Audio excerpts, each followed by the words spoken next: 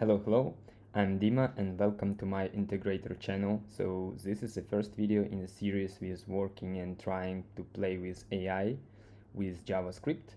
So this is a simple Next.js application, and for now we have only one use case, data inconsistency. So let's go and see what we will be doing there. So we will have some data, and we've modified this data. For example, like you can see that timestamp here is like without 3 digits at the end, so the currency in this item is not the same as in other items. And yeah, transaction ID, for example, doesn't have this prefix in this item, and we will ask OpenAI API to analyze this data and suggest some improvements, or like try to highlight inconsistency in this data. But before, let's jump to the general approach. So general approach, how it can be used in large projects. So this is a prototype, so please let me know if you know about real world solutions like this. So for example, we can collect some data that is important for us. Let's say in this example it will be transactions. Yeah, we can analyze it periodically, for example on a daily basis, or maybe I don't know how you will decide. For sure, you already implemented validation, so you try to achieve that your data is consistent, but sometimes it happen. For example, after some migrations or maybe some old data, and it's just sitting there before the code and the query is executed, so it will fail later possibly. So yeah, then you trigger the job.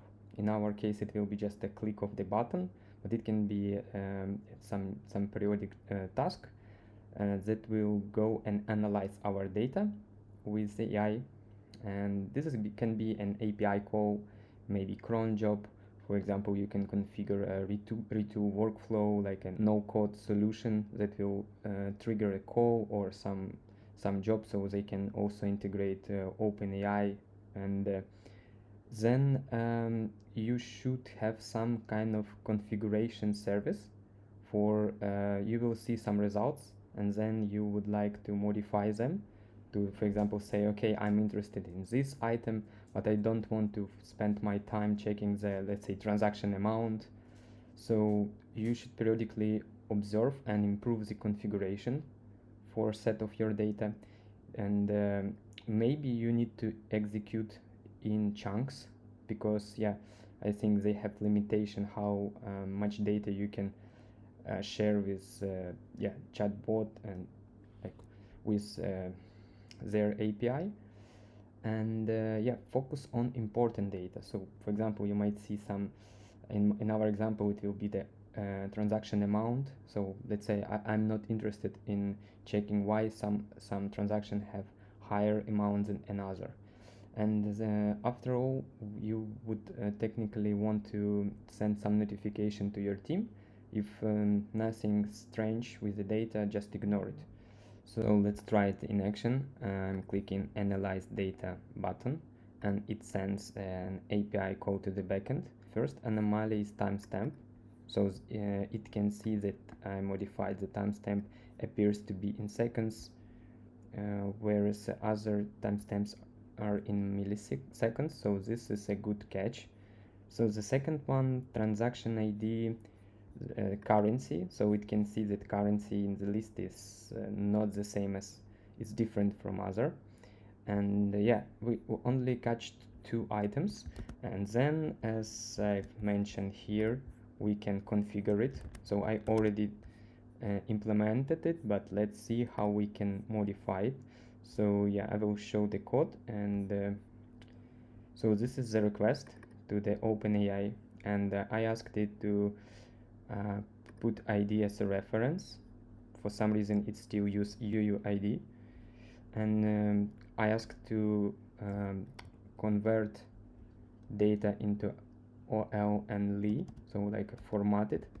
So let's just remove this rule, and let's ignore rule about transaction amount and see and see what happened in this case. So if we will have more results, so I'm refreshing the page, let's see what will be the result in this case.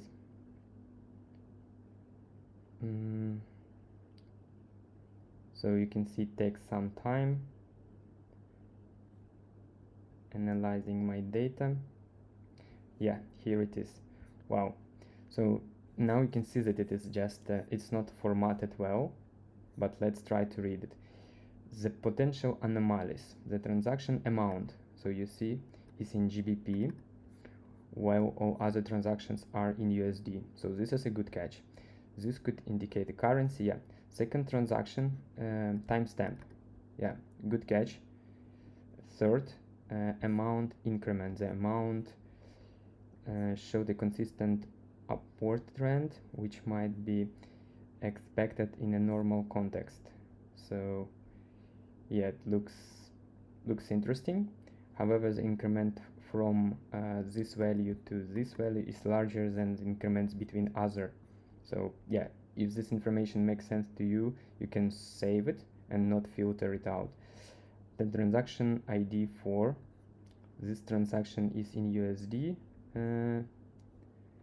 The previous transaction was in GBP, which again raises a question about whether those transactions are related and whether they are valid. So yeah, you can also improve this part, for example. But yeah, it highlighted that the GBP transaction is like looks strange in this list. Missing decimal precision. Some transaction has amount with like cents. Yeah, so for me it sounds fine. Decimal ID 2 could either indicate a specific purpose of non-round amount or might signal a different transaction process standard. Okay, overall the notable anomalies suggest potential issues with currency consistency, data formatting errors, and potentially usual patterns in the transaction amount. So I would say that it works really well, but except this case. So it was not able to see the prefix like this is missing, but it's not that critical. And yeah, just a quick one about the code. So I will add this readme. You can see the link to the YouTube channel. You should have your OpenAI API key, which will live in this file env.local, and it will, for now, it will have only a front-end page that just execute a fetch to the backend, and the backend road that will take the hard-coded data and our query and send it using this model as a response to the message to UI. So basically that's it. Please like and subscribe, and see you in the next one.